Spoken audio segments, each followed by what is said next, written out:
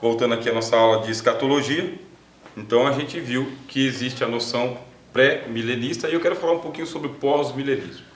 Porque o pós-milenismo, que não é uma postura teológica da Assembleia de Deus, mas ela é uma postura teológica da igreja evangélica em muitas partes do mundo, são pós-milenistas. O que eles acreditam? Que Jesus voltará no final do milênio, no fim dos 1000 anos.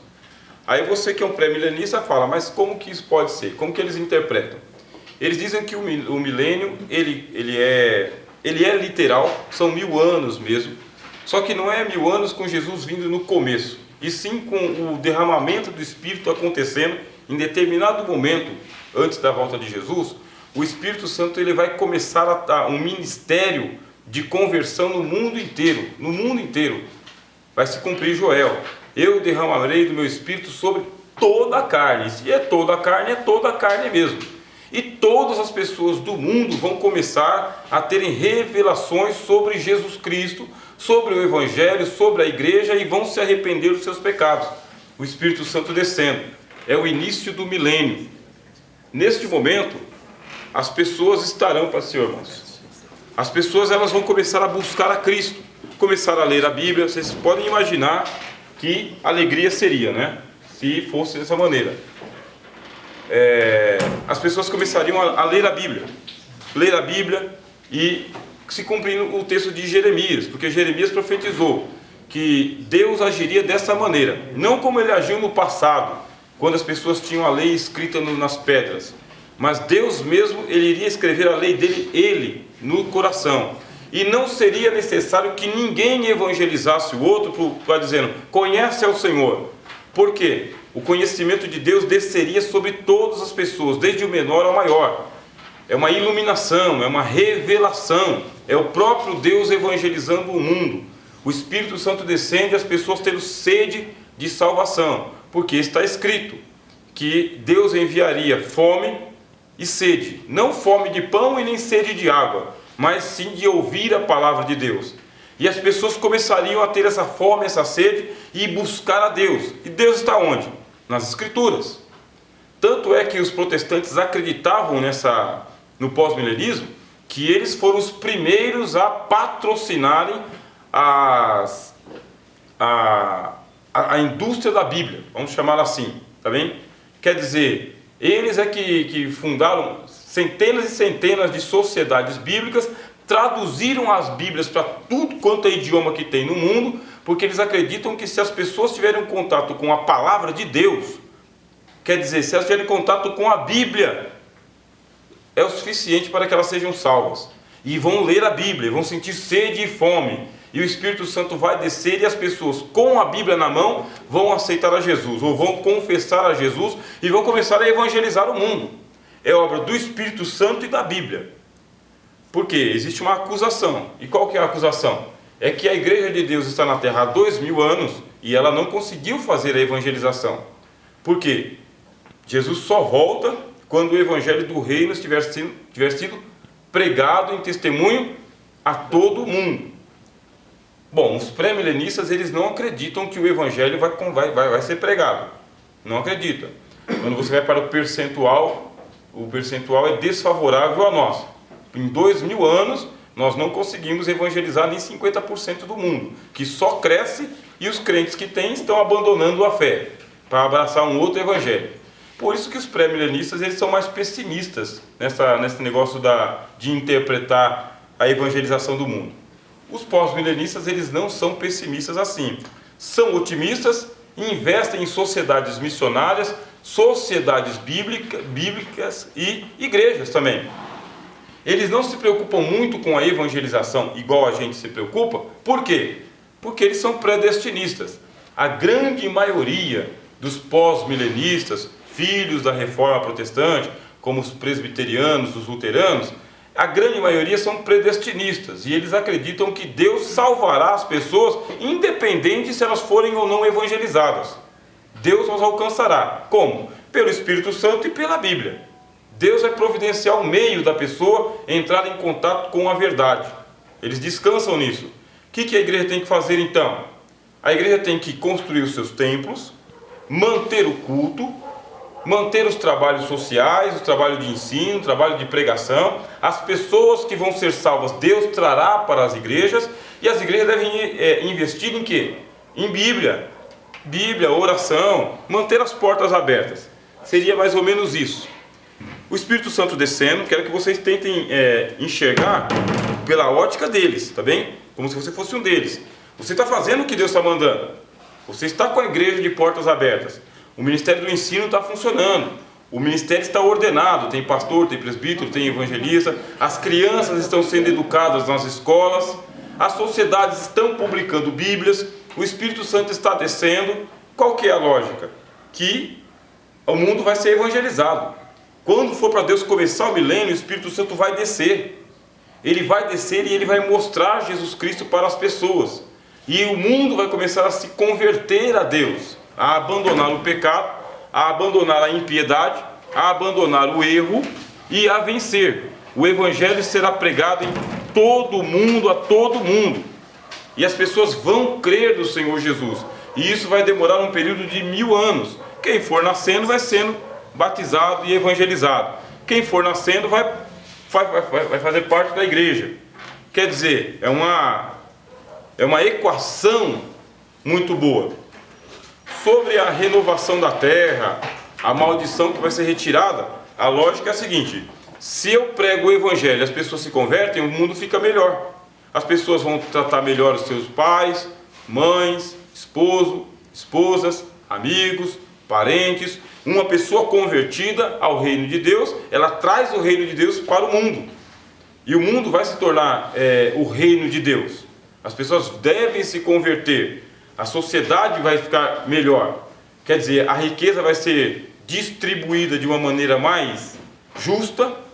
Porque uma das coisas que a gente tem que saber é que os protestantes históricos, luteranos e presbiterianos, batistas e anglicanos, eles são muito envolvidos com política. E por que eles são envolvidos com política? Porque eles acreditam que a política é um instrumento de Deus para melhorar o mundo. E eu, como filho de Deus, tenho que ser um bom político, um bom senador, um bom deputado, um bom vereador, um bom presidente, um bom prefeito.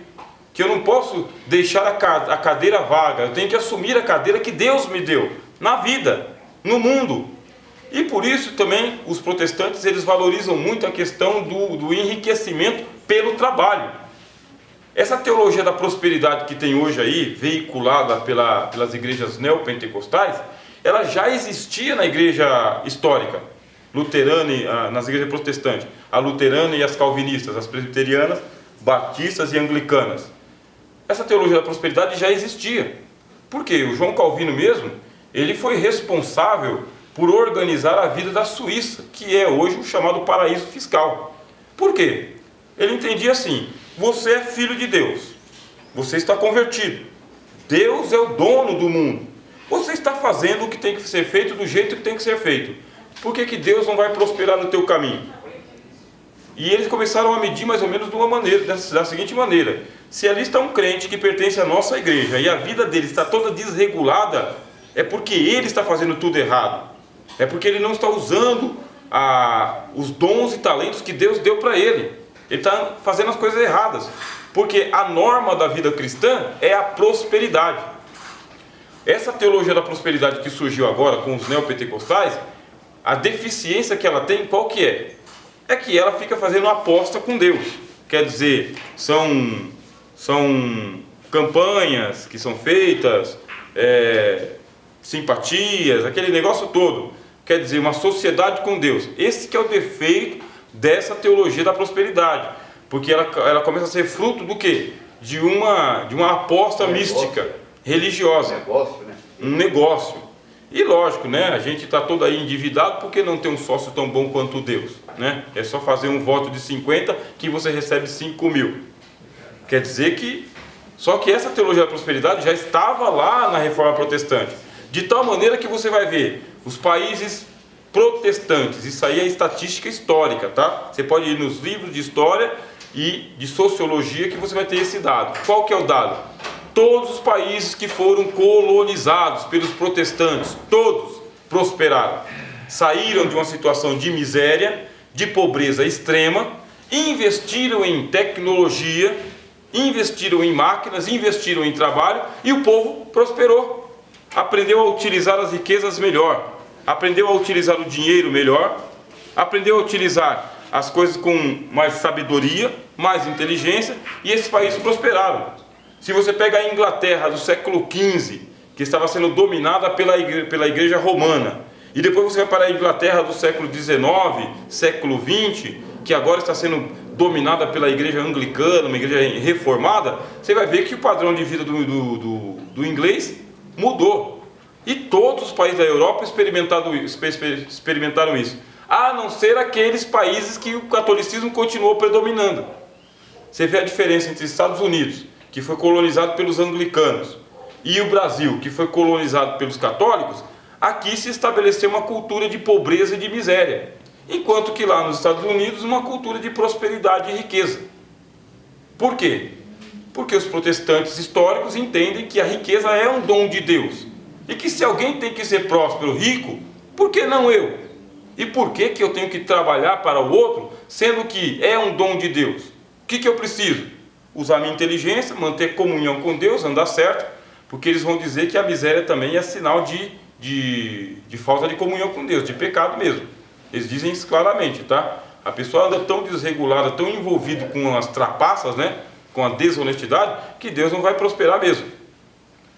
Quer dizer que quando você está estudando escatologia, você vai cair dentro de uma compreensão de reino diferente daquela que é pregada nos nossos púlpitos. E isso é importante para nós que estamos sendo formados em teologia. Qual que é a visão de reino que você tem? O reino futuro quando Jesus Cristo voltar. Mas e hoje? E agora? Como que fica a sua comunhão com Deus, sua relação com Deus, sua vida com Deus? E agora? Como que vai ser?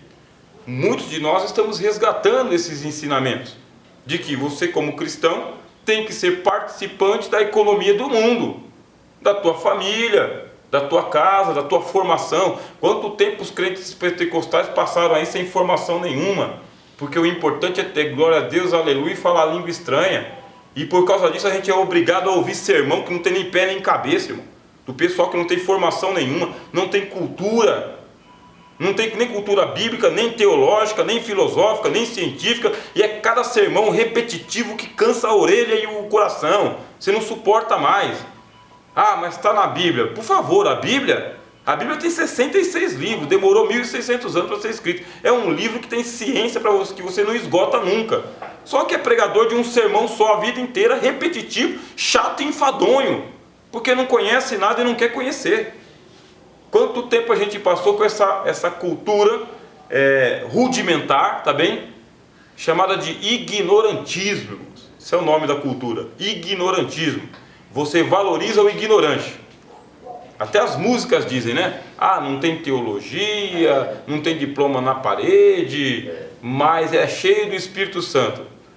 Tá bom, na poesia ficou bom. Só que tem gente que tem diploma na parede, formação, e que vive muito melhor do que a gente que... Olha, eu fico aborrecido, entendeu? De ouvir tanta mensagem que arrebenta a nossa cabeça. Eu estava conversando com um amigo meu, pastor, ele foi pregar numa igreja, Assembleia de Deus, lá em Brasília. Aí ele chega lá na igreja lá, né? Ele mora aqui em São Paulo, pastoreia uma igreja aqui em São Paulo. Quando ele chega lá em Brasília, só carrão de primeira estacionando na porta da igreja. Uma igreja assim, sabe, espetacular. Espetacular. E os crentes? Tudo muito bem vestido, bem trajado, elegante, educado, cortês. E crente, e salvo, filho de Deus. E todos trabalham, logicamente, vinculados com algum braço do governo, do poder público, né? Todos muito bem empregados. Quer dizer que a norma da igreja não é você valorizar a pessoa que vai arrastando o chinelo de dedo para a igreja.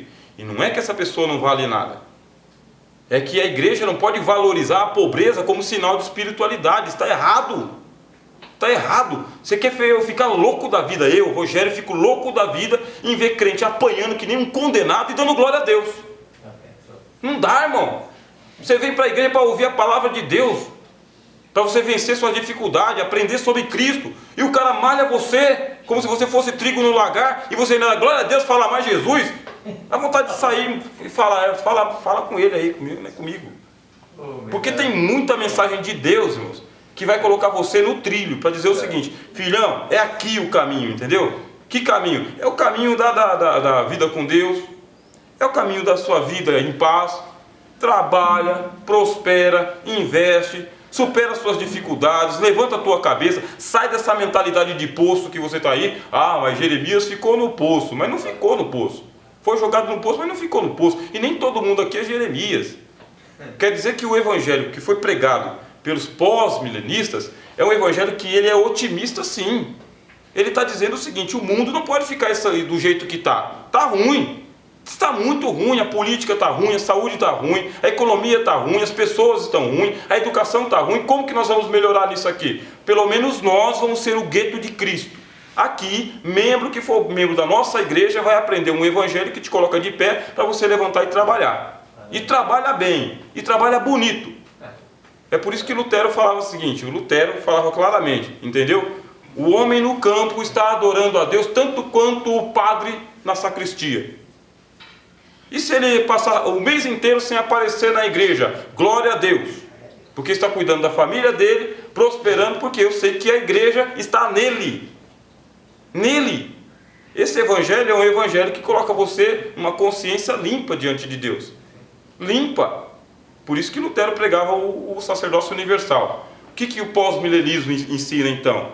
Que o evangelho veio para levantar o homem que está caído. E para você, em vida, experimentar o paraíso na terra. Vai ter doença? Eles não têm aquele negócio miraculoso, sabe? De você não vai ficar doente. Que o evangelho da prosperidade tem esse problema aí, né? Você não pode ficar doente. Eu não aceito. Isso, eu não aceito, não. Não é isso. Você vai ficar doente? Vai. Mantenha a sua fé em Deus. Deus vai te dar os recursos para você ir procurar o médico e comprar os remédios e fazer o tratamento. E se você ficar doente, você vai enfrentar a sua doença como um cristão, um homem de Deus e uma mulher de Deus. Não choramingando, porque nós estamos com uma cultura tão ruim, mas tão ruim, de cura divina, que a gente está muito chateado porque Deus não cura a nossa dor de dente. Olha, Deus não precisa curar a sua dor de dente. Ele precisa te dar condições de você ir ao dentista. É isso que você vai aprender na igreja que ensina o pós-milenismo, ou o pessoal que acredita assim. A gente fica esperando os milagres, aí Deus vai dizer o seguinte: ó, mandei bote, mandei barco, mandei navio, até submarino. Você morreu afogado porque quis. Você estava esperando o quê? O céu se abrir, filhão?